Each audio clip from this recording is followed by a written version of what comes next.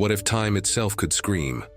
What if every moment you ever lived left an echo, and those echoes, left unchecked, became storms that threatened to erase the very fabric of reality? For most people, time is a silent river, flowing endlessly forward. For Adrian Vale, it was a cage, a mirror, and a weapon. And on the night when the world began to collapse, he realized he had been chosen, or cursed, to hold the key that might save humanity, or bury it forever. Adrian had always been haunted by patterns. Since childhood, he noticed the way small details repeated. The same stranger crossing the street at the same hour every morning.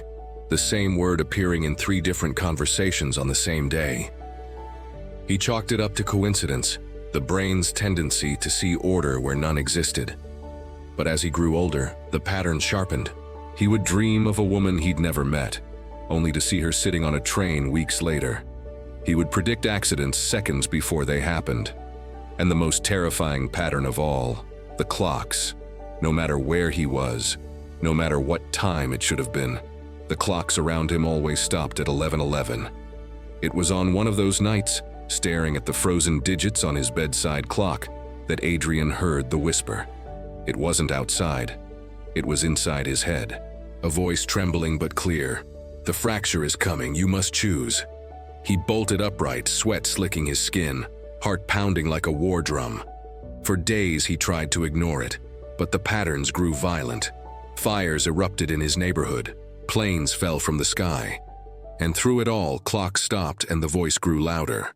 When the government announced the collapse of the European Time Stabilization Grid, a network of satellites that kept atomic clocks in sync, Adrian understood.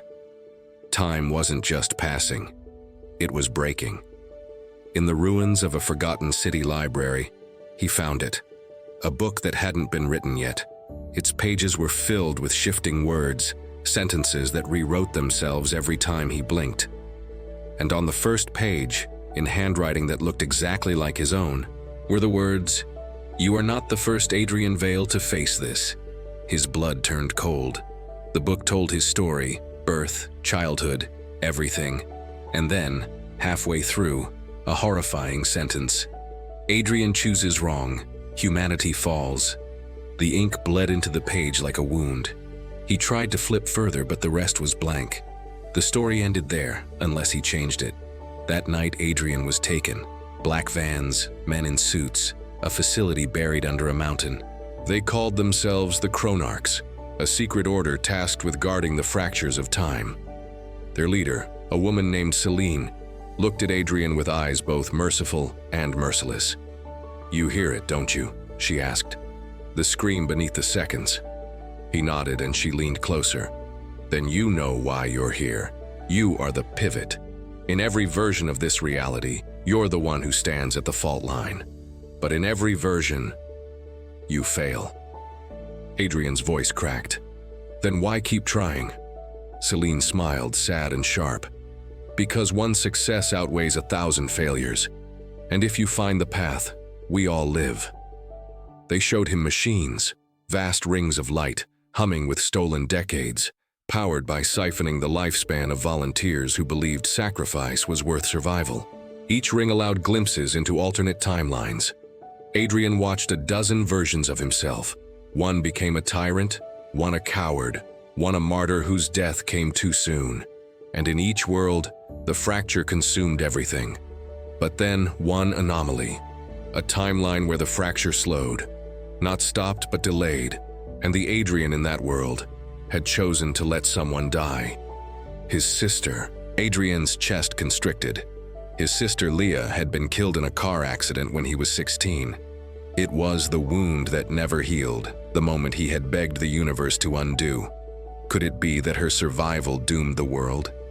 Celine placed a hand on his shoulder. The fracture feeds on paradox. Saving what is meant to be lost creates ripples that consume everything. Sometimes love destroys more than hate.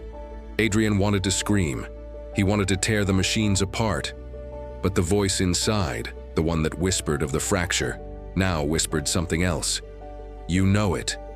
True." Days blurred.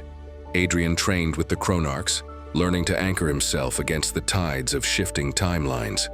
He learned to step seconds backward, then minutes, then hours. Each jump tore at his mind like glass under skin.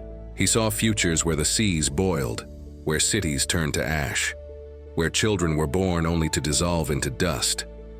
And through it all, the question clawed at him. Was saving Leah the choice that doomed them all? One night, unable to bear it, Adrian stole into the machine chamber. He tuned the coordinates locked onto the day of Leah's death. Light roared around him, and the world folded. When he opened his eyes, he was 16 again, standing at the crosswalk, Leah laughing beside him, sunlight glinting in her hair. He knew the car was coming. He knew what to do. One push, and she would live. But the fracture screamed. It was deafening now, a cosmic howl ripping through his skull. He froze. Leah turned, puzzled. "Adrian, are you okay?" Tears blurred his vision. His hands shook. Could he condemn her to die again, knowing what it cost him? Could he save her, knowing it might condemn the world? The car screeched closer.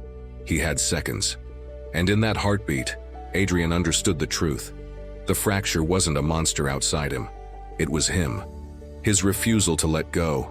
His desperate need to rewrite what could not be rewritten. Every Adrian in every timeline had faced this same moment, and everyone had chosen selfishly. That was why they all failed. With a broken sob, Adrian stepped back. The car hit.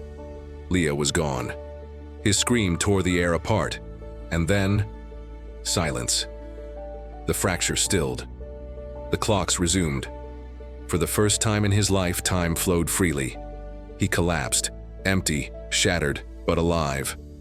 And when he opened his eyes again, he was back in the Chronarch's facility. Celine stood over him, tears in her eyes. "You did it," she whispered. "You chose." Adrian couldn't speak. He could barely breathe. But in the silence, the voice inside was gone. No more whispers, no more screams. Only time, moving forward. Years later, the world rebuilt. The fractures healed. Humanity stumbled, but endured. Adrian lived quietly, away from the machines, away from power. He walked through parks, listened to children laugh, watched sunsets bleed across the sky. And though his heart still ached, though he still dreamed of Leah's smile, he carried the truth like a torch. Sometimes salvation demands sacrifice. Sometimes the greatest love is letting go. On his final night, as the stars burned above him, Adrian smiled. Not because he had defeated time, but because he had finally learned to live in it.